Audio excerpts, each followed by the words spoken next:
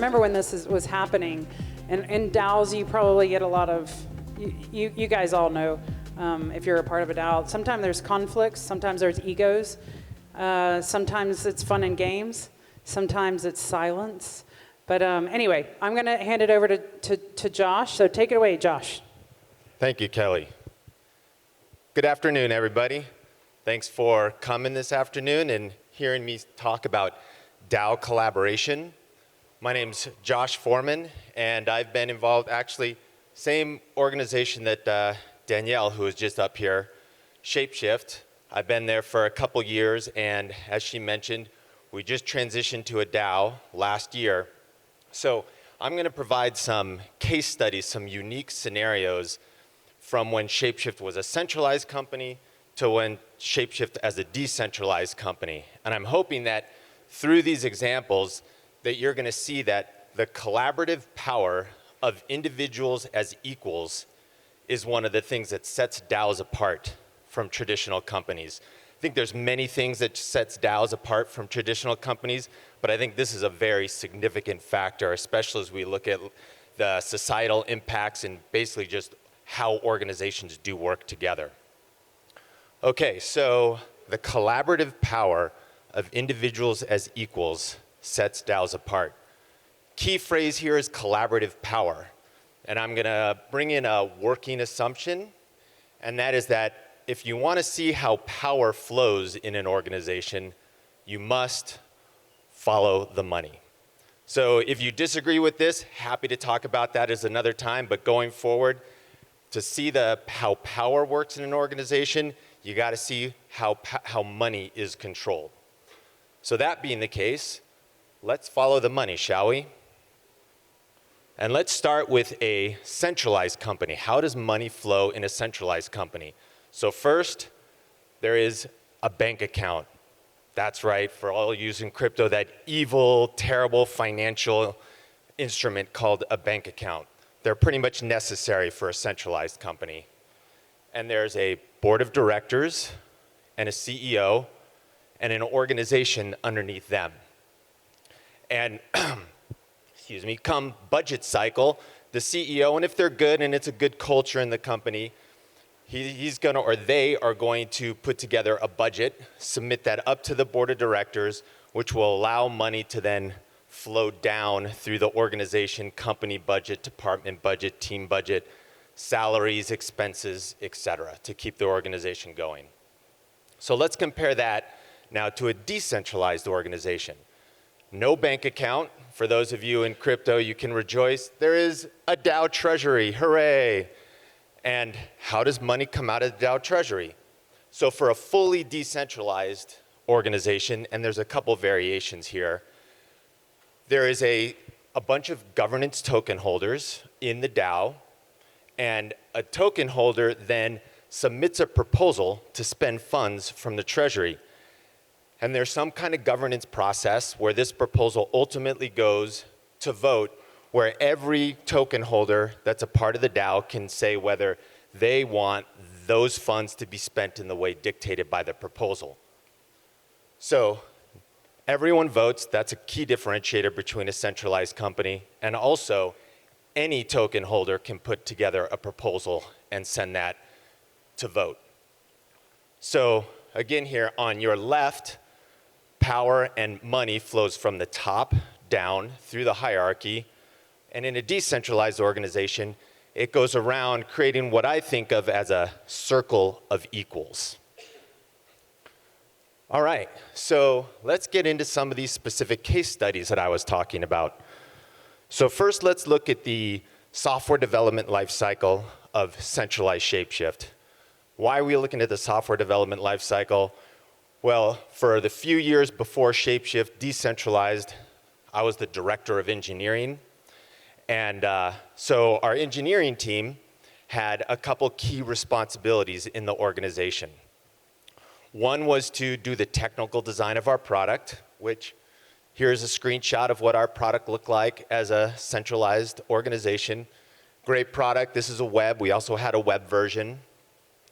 And so we designed this. We wrote the code that built this and ran this. We did some initial testing. and we maintained it in production, and we fixed bugs when they occurred. All of this happened within our centralized company, ShapeShift. So what happened for a couple times in these years leading up to our decentralization is that the CEO and others in upper management, I'll put in air quotes, decided that, the last key thing that engineering did is we provided estimated dates of when features would be complete. Hey, let's build this. We would go back, do some design, and then come back to the company and say, all right, we're going to have this done by X date. So sometimes the CEO or others in executive management would decide that we needed a date sooner than that. That could be driven by an external factor such as a conference or a press release or something like that. And then engineering, further down in the hierarchy, would then go back.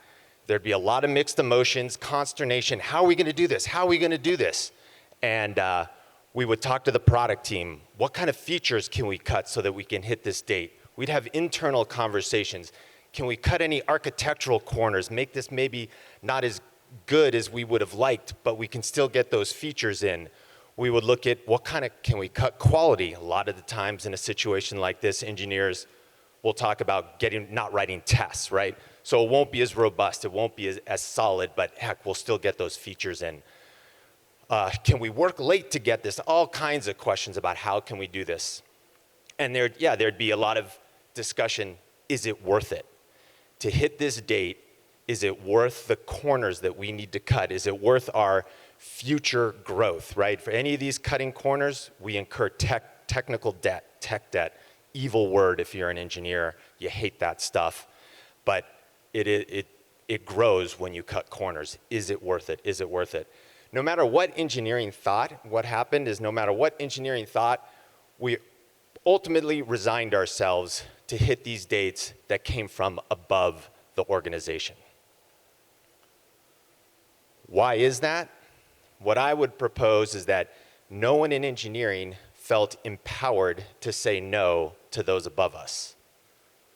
Now, in full transparency, that does include me. As the most senior ranking engineer in the company, I did not feel empowered to say no.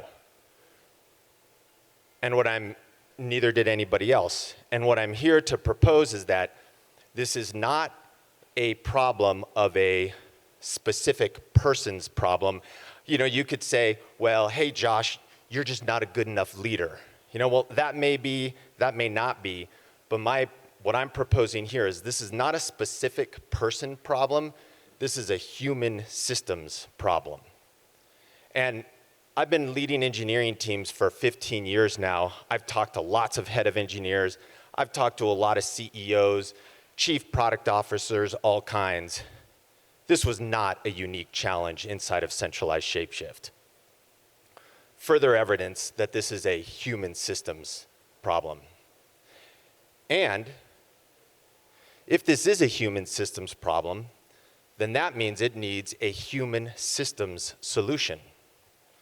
So let's talk about the software development lifecycle at decentralized ShapeShift, ShapeShift DAO. Here's our new V2 platform product. Totally awesome, beautiful, elegant product. We can talk more about that in a bit.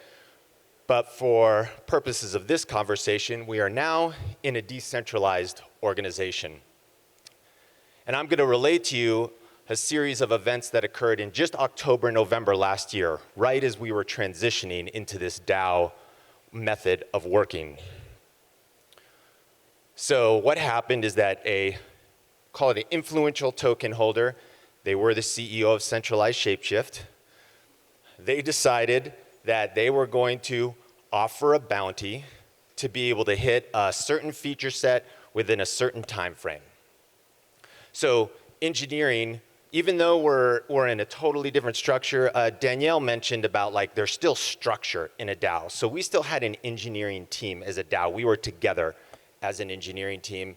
And I was at this point, I'm now the engineering workstream leader, no longer the director of engineering. So here's engineering. We get this bounty and we take it back. And We go through the same discussions that we had before, right? To be clear, this is the exact same individuals that were in the centralized company. Same senior engineers, me, maybe we had a few less on the engineering team at this point, but it's the same people here. And we discussed, is it worth it? Is it worth the corners that we need to cut?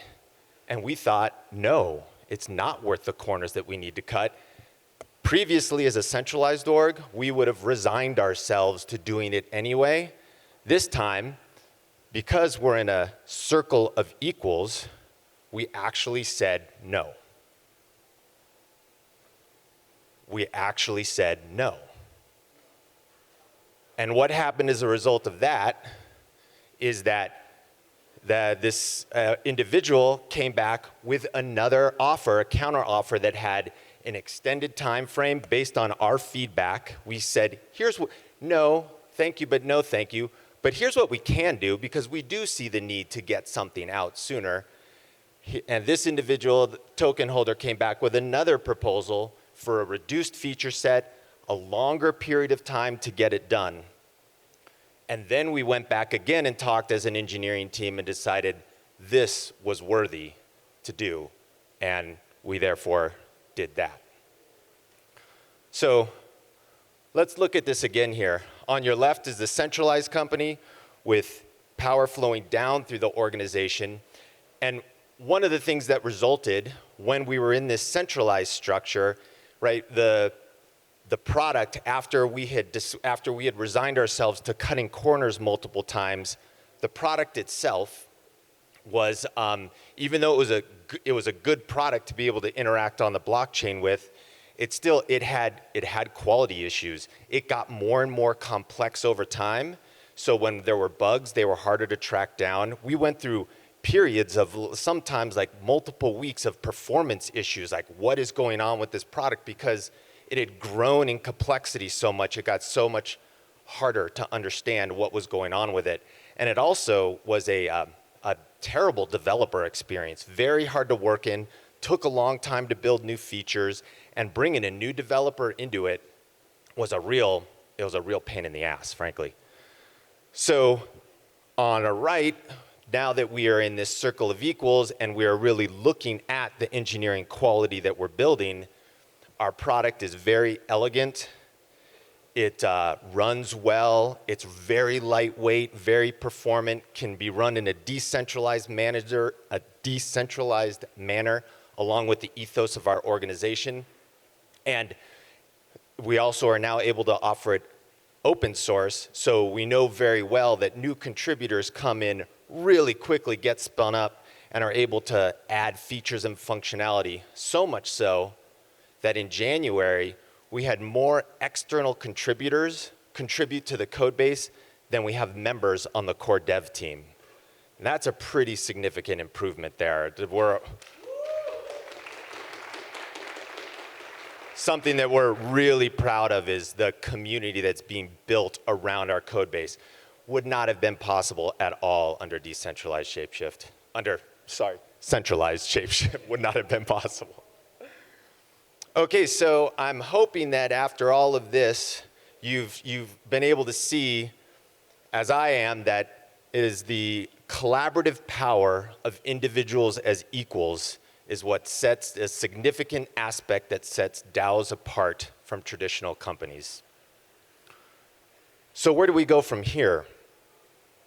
Right, I've hopefully given you some anecdotal evidence. If you're not here with me right now on this statement, I hope that you're thinking about it, and maybe you'll look for your own direct experiential evidence towards this. If this inspires you at all to learn more about DAOs, to find out if this is true, that's awesome.